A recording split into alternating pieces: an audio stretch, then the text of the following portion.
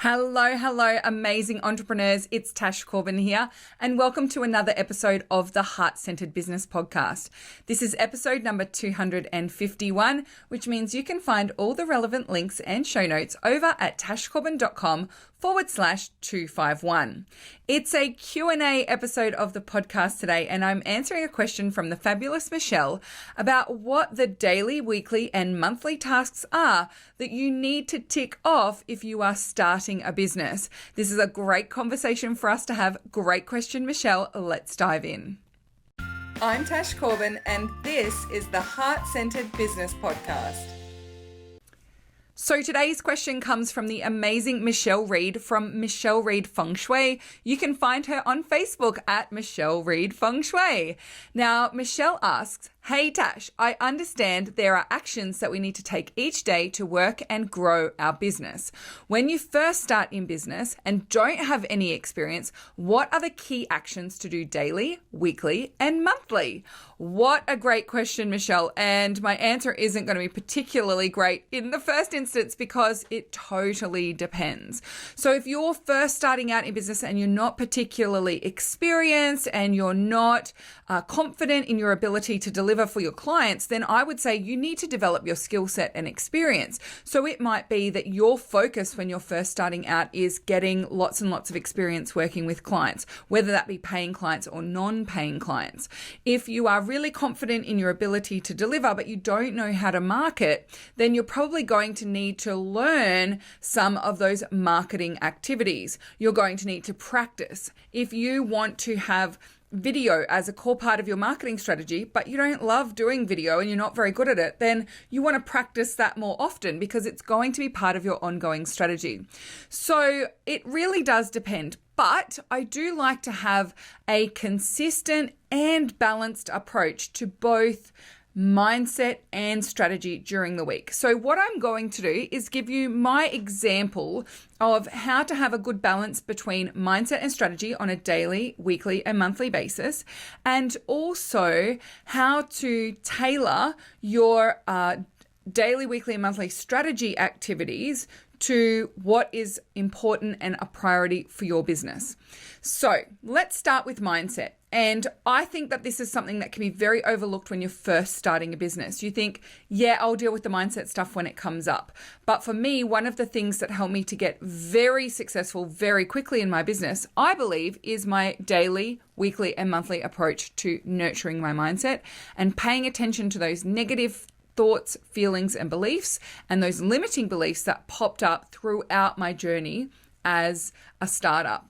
And one of the big things that I've read is that, there's no personal development journey quite like starting a business. And I would agree. It is one of the most challenging things you can do, but it's also one of the most inspiring and life-changing things that you can do. And so that personal development and personal growth that happens from starting a business, really powerful, really amazing. And it can be a really joyful part of that journey as you go, so long as you've got a focus on it.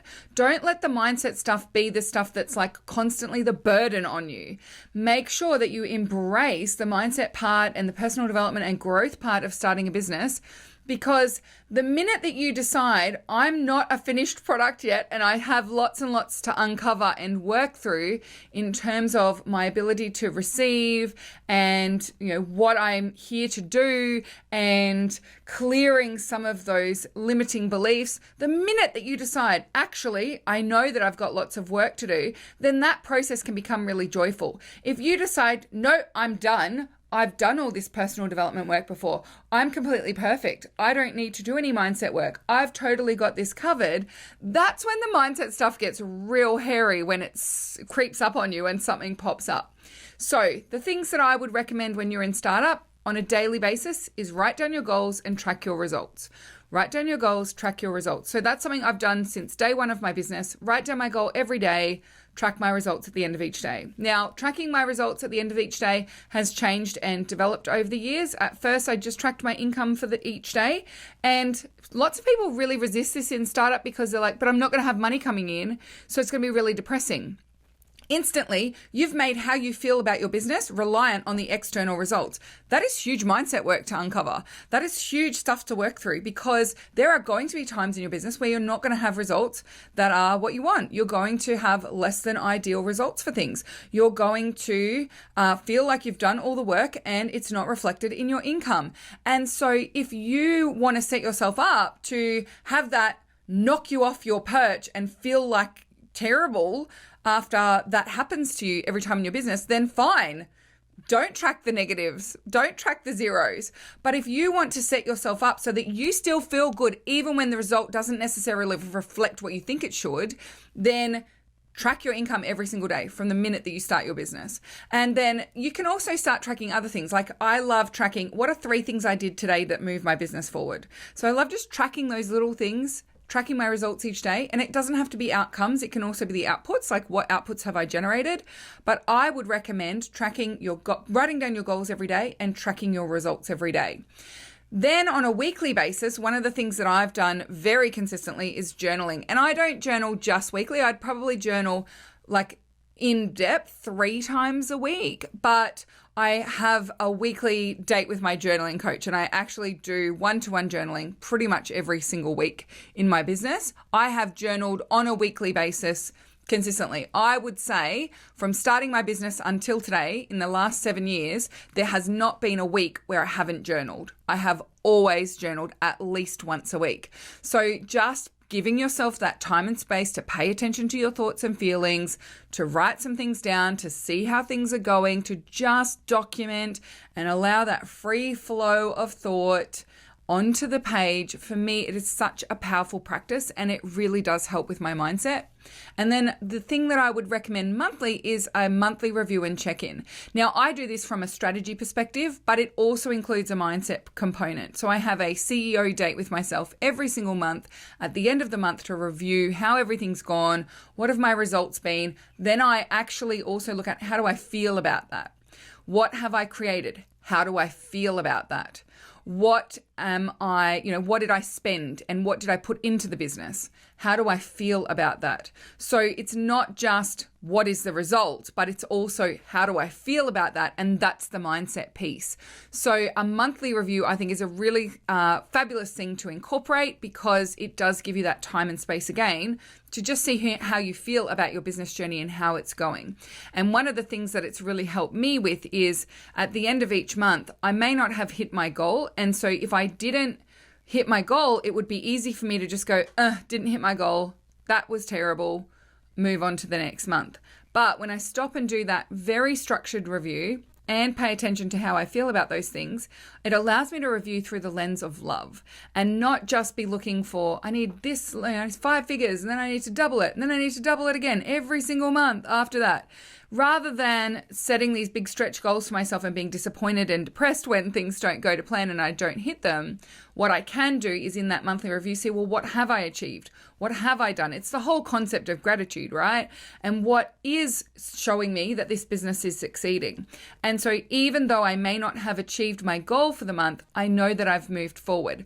I know that I'm getting closer. I know where I can focus my energy and attention next month to really maximize those results.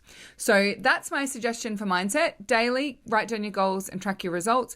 Weekly, some kind of journaling practice, and monthly, a review. So that is mindset. On the strategy side, this is where it gets very much dependent on what is the specific goal for you and what is it that is the area that you want to focus on developing consistently. Now, one thing I would put into either daily, weekly, or monthly, depending on where you're at, is learning. And I think we often underestimate the time and energy that goes into learning things in our businesses. And it's been a very strong focus of mine as I've grown my business. I am a lifelong learner. I love learning. I love doing courses. I love listening to podcasts and audiobooks.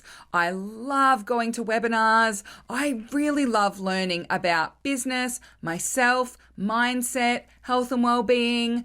I love learning from how other people do business and behind the scenes type insights. I love learning about the really detailed execution as well as some big picture things about business as well. So for me, I actually incorporate learning daily still to this day in my business strategy. And I think for a lot of people, can sometimes be this feeling of, I shouldn't be consuming so much. I need to be creating more. And yes, it can be a form of self-sabotage when you overconsume and undercreate. But I have a balance between consuming and creating every day.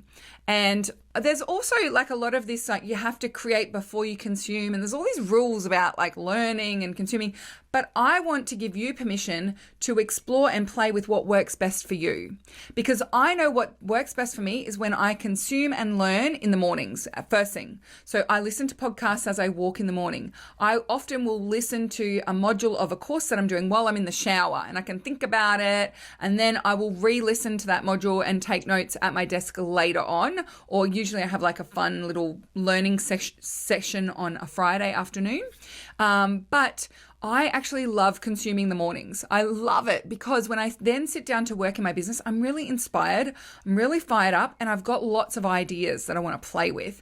And so in my first 90 minutes sitting down to work in my business, I will often start by just going and doing a big brain dump of all the things that have just come up for me in my morning inspiration and learning time that I've had as I've gone for my walk and had my shower and got ready for my day. So it might be that you need to incorporate learning daily. That's something that you want to do. I know I have a lot of time freedom now in my business, so I can do that daily learning. And it is something that I prioritize because it really fills my cup and it makes me feel like, I'm in the right zone. If I can learn something every single day, if I can be in that learning space consistently, then I feel like I'm in heaven. Little 12-year-old Tash is like so pumped up by the time I've got through that little learning segment of the day. So that is something that I do for my own personal development and as well as my professional development, and also to create a business that's really aligned with my strengths and my gifts.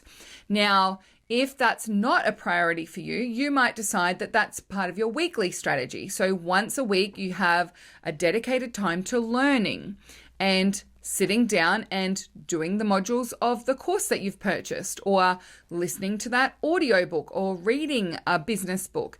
And also you want to be very strategic about the type of thing that you're learning. So if you already have all the strategy that you need and you know exactly what you need to do for the next year in your business, don't go buy more strategy courses. But if you want to have that learning component, maybe it's time to buy a course on mindset, or to jump in and join some kind of group program, or to do some work with someone on something that's slightly different. Maybe it's advancing your skills in your modality, if you want to really refine and create something that's even deeper. Maybe it's learning skills outside of your modality. So one of the most powerful things that I ever did was I work, mostly in online marketing and business marketing. I love helping people in startup and creating and launching courses. And I actually did a course in copywriting, which is not something that I teach at all. But I found that learning about copywriting and the different methods and styles of copywriting really helped me to filter all of that and see how I could better serve my clients and my audience with my take on copywriting. Because actually one of the big things that I learned from one of the copywriting courses that I did was that a lot of those old school, very masculine strategies for writing copy and writing ads and writing offers was not something that I wanted to teach to my audience.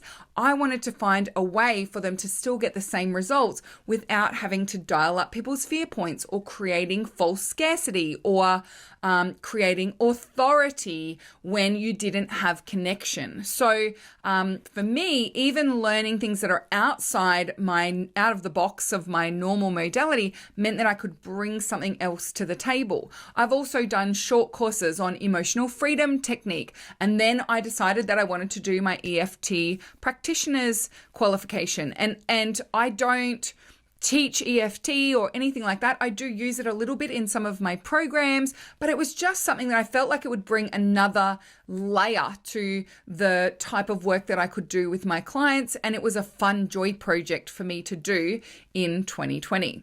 So, find what works for you. It might be a daily thing, it might be a weekly thing, it might be a monthly thing, but I do think incorporating learning into your business strategy consistently is powerful because you're constantly growing and finding new ideas and finding ways to incorporate those into whether it's your marketing, your delivery for your clients, the way that you support and nurture yourself, the way that you support and nurture your clients. So I'm a big fan of the learning thing, so I had to chuck that one in there.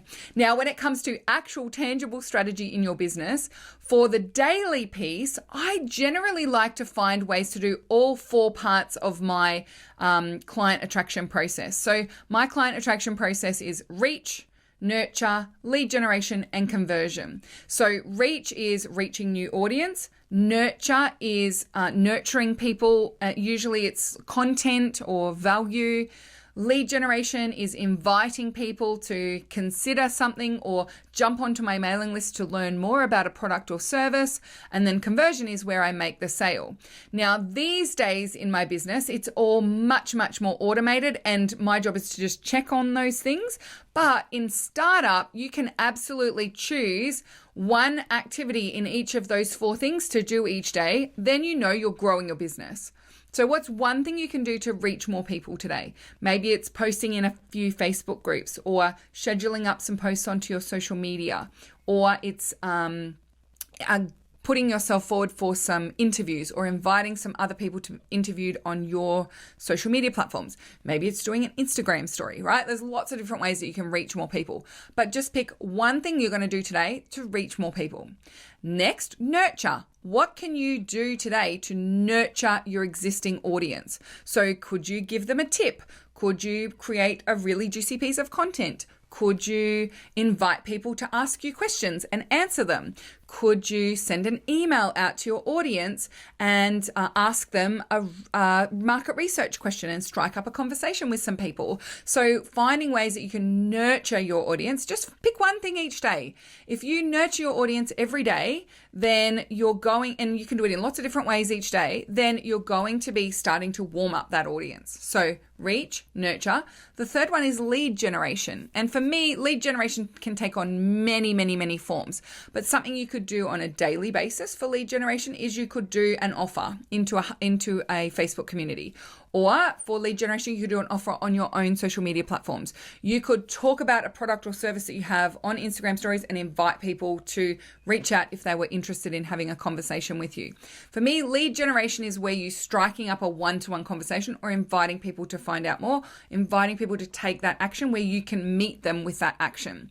So a lead generation thing could be you offer like free 15-minute chats about one of your programs, or you could invite people on social media, on stories, to ask you questions about your program. And then when they ask you the question, you can answer it on stories, but you can also strike up a conversation with them one-to-one. That's generating a lead. You could also promote a webinar, and that webinar is getting people onto your mailing list, and therefore it's getting them as a lead for whatever you're promoting on that webinar.